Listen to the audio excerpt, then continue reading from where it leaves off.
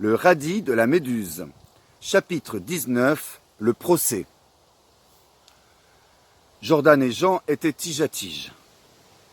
La botte muette contemplait ses champions. Jean était avantagé, car il pesait un peu plus lourd que Jordan. La balance de la justice penchait donc en sa faveur. Jordan voulut combattre ce handicap en prenant les devants. Joignant le rythme à l'argument, il balança un slam. Des parasites, voilà tout ce que les choux et les poireaux sont. Tu peux vérifier tous les jours, je vois ce qu'ils font. Est-ce qu'ils apportent sur la butte d'Heidi? Crottin de cheval sous les yeux d'Indiana. Envie de crottin. Un truc végétal s'installe en toi comme en moi. Contingentement drastique, oublie toute morale. J'essaye de pousser, mais situation de crise. Le système des poireaux accentue son emprise. Les salsifis se replient, agissent comme des crônes. Tirent à eux les miettes de crottin, tout comme des dorifores. Regarde un peu la dernière fois que les poireaux ont débarqué. Ils se sont mis à tout se farcir sans rien laisser à terre.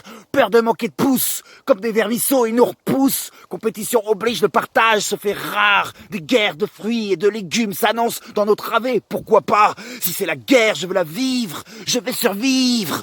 Mon mental est agressé par Indiana. Donc dans l'immédiat, je me protège. Combat les suggestions de peur que l'on m'inflige. Tony et Sandy, eux, n'ont rien fait à notre tige.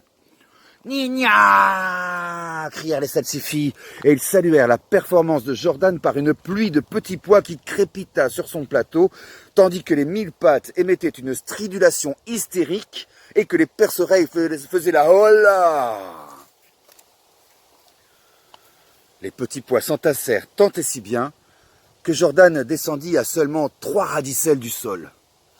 Par un mouvement inverse, Jean se retrouva à une hauteur qui lui parut vertigineuse.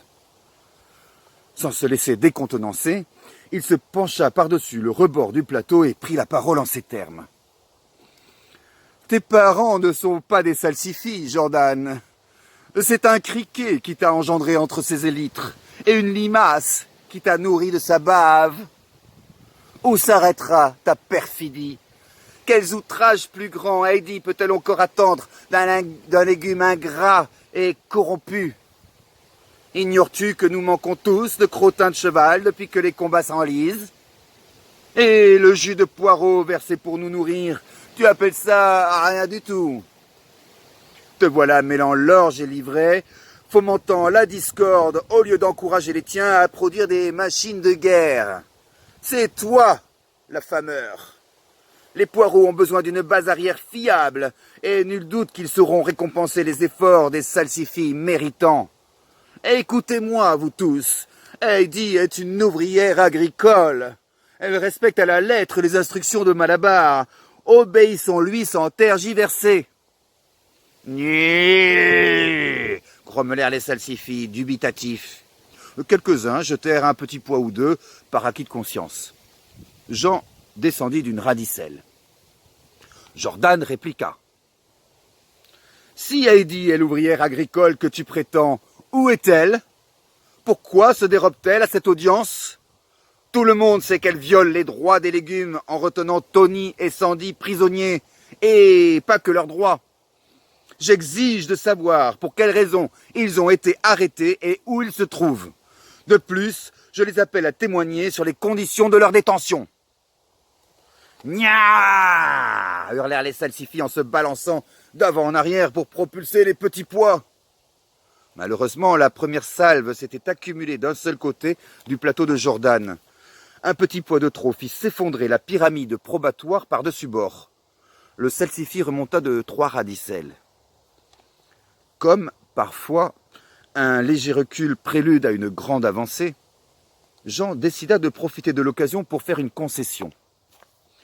Salsifis, et vous, fruits, légumes, insectes, ne vous énervez pas, je vous en conjure.